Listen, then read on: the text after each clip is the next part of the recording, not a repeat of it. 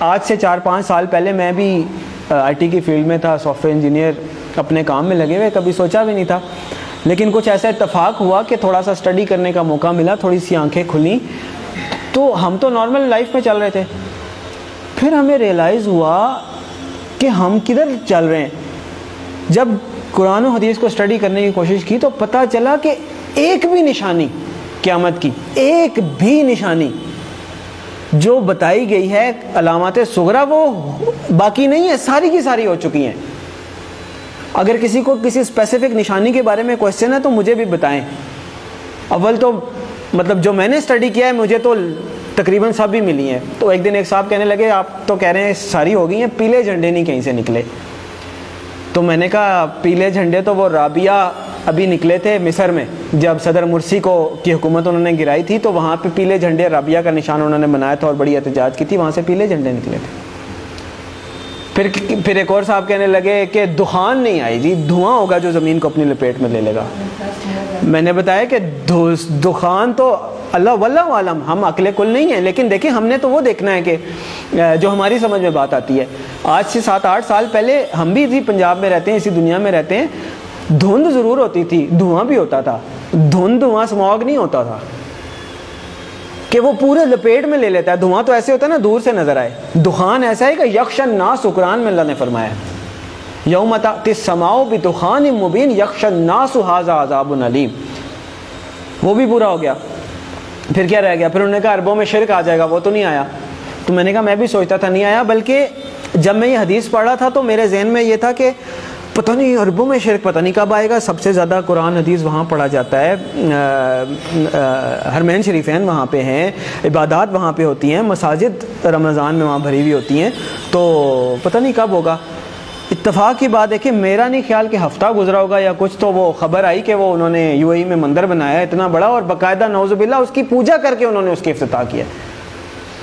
عجیب لگا کہ اتنی جلدی کہ جب آپ حدیث پڑھتے ہیں تو آپ کو لگتا ہے کہ عربوں میں شرک لوٹ آئے گا، پتہ نہیں، یہ تو بہت ہی مشکل بات لگتی ہے۔ اور ہم نے مطلب ایک ہوتا ہے سالوں گزر جائیں پھر بھی بات ہے، وہ ادھر پڑھا ادھر وہ بات ہوگی۔ تو ایک بھی نشانی مجھے نہیں ملی، اگر کسی صاحب کو ملی ہے تو مجھے بھی بتائیں۔ اس کا مطلب ہے علامات صغریٰ ساری پوری ہو گئی ہیں، اب علامات کبریٰ کا وقت ہے۔ پہلی علامات کبریٰ میں سے پہلی کیا ہے؟ امام المہدی کا ظہور پہلی علامات کبریٰ میں سے پہلی بڑی نشانی ہے۔ دوسری ہے دجال کا ظہور، تیسری ہے حضرت عیسیٰ علیہ السلام کا حضرت عیسیٰ علیہ السلام کا آسمان سے آنا واپس، چوتھی ہے یاجوج ماجوج۔ 4 یہ نشانیاں ہیں قیامت کی علامات کبریٰ۔ پھر 2 اور نشانیاں ہیں، سورج کا مغرب سے نکلنا اور دعوت الارض کا نکلنا۔ کیٹیگرائزیشن یہ حدیث میں نہیں ہے کہ 4 نشانیاں یا 5 ہیں، ویسے بتایا گیا ہے، اس کو پھر علماء نے اپنے حساب سے، جیسے میں نے پہلے آپ کو بتائی دخان ہو گیا یا مختلف رابعہ ہو گئے، پہلی پیلے جھنڈے ہو گئے، یہ وہ ان کو علامات صغریٰ کہا گیا ہے، چھوٹی نشانیاں، اور یہ جو ابھی میں نے 4 آپ کو گنوائی ہیں نا علامات کبریٰ کے طور پہ کیٹیگرائز کیا گیا ہے۔ لیکن یہ جو باقی 2 ہیں میں ان کو علامات کبریٰ میں کیٹیگرائز نہیں کرتا، میری اپنی ایک کیٹیگرائزیشن ہے۔ کیوں؟ اس لیے کہ آپ صلی اللہ علیہ وسلم نے فرمایا کہ جب دعوت الارض نکل آئے یا سورج مغرب سے نکل آئے پھر کسی کی توبہ قبول نہیں ہے، جو ہے جیسے ہے ویسے ہے، کوئی نیک ہے بد ہے، کافر ہے مسلمان ہے مسلم، پھر کسی کی توبہ قبول نہیں ہے۔ اس کا مطلب یہ ہے کہ یہ جو 2 نشانیاں یہ قیامت قائم ہونے کے واقعات ہیں، وہ تو ایک قسم کی قائم ہو گئی نا قیامت۔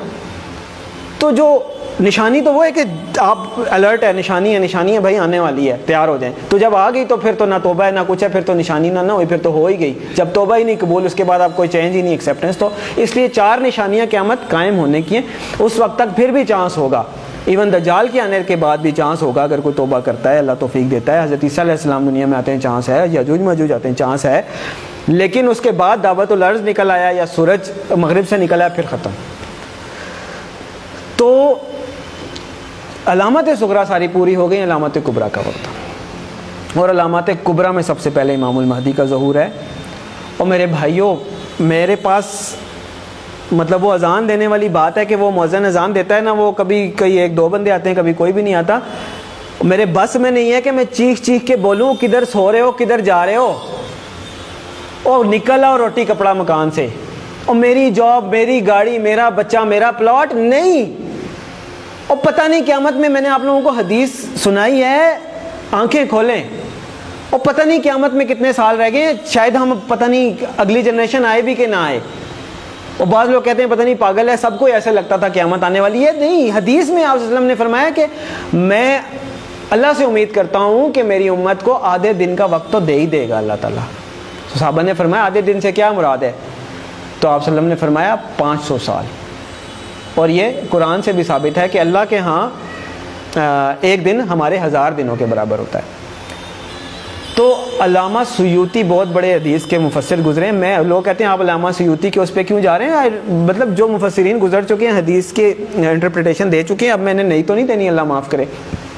تو علامہ سیوطی رحمۃ اللہ علیہ نے اس کی انٹرپریٹیشن میں لکھا ہے کہ اس کا مطلب ہے کہ ایک دن کے بعد 1.5 دن، یعنی کہ پچھلی امتوں کو کسی کو 1 دن ملا، کسی کو آدھا دن ملا، کسی اس طرح، یعنی کسی کی عمر 1000 سال ہوئی، کسی کی 500 سال، مختلف. تو انہوں نے اپنے حساب سے بتایا کہ اس کا مطلب ہے 1 دن کے بعد آدھا دن اس امت کے لیے. یعنی باقیوں کو اگر 1 دن ملا ہے تو اللہ تعالیٰ اس امت کو آدھا دن مزید دے دے گا، باقیوں سے زیادہ تھوڑی سی مہلت دے دے گا. تو 1500 سال ہجری. او بھائی کدھر بیٹھے ہیں ہم؟ 1443 ہی ہے نا. تو گنتی کا حساب لگا لیں، 60 سال پورے نہیں رہتے. میں نہیں کہہ رہا. تو اس کا مطلب یہ ہے کہ تھوڑا سا، میں یہ نہیں کہہ رہا کہ 60 سال میں ہی آ جائے گی. یعنی اللہ تعالیٰ نے اگر آدھے دن کی مہلت دینی ہے، اللہ کی مرضی، تھوڑا بہت آگے پیچھے بھی ہو سکتا ہے. لیکن سمجھنے کی بات ہے کہ ہم بالکل ایج پہ کھڑے ہیں، گرنے لگے ہیں نیچے، اور دیکھ پیچھے جا رہے ہیں. وہ کہتے ہیں نا کہ سامان 100 برس کا، پل کی خبر نہیں.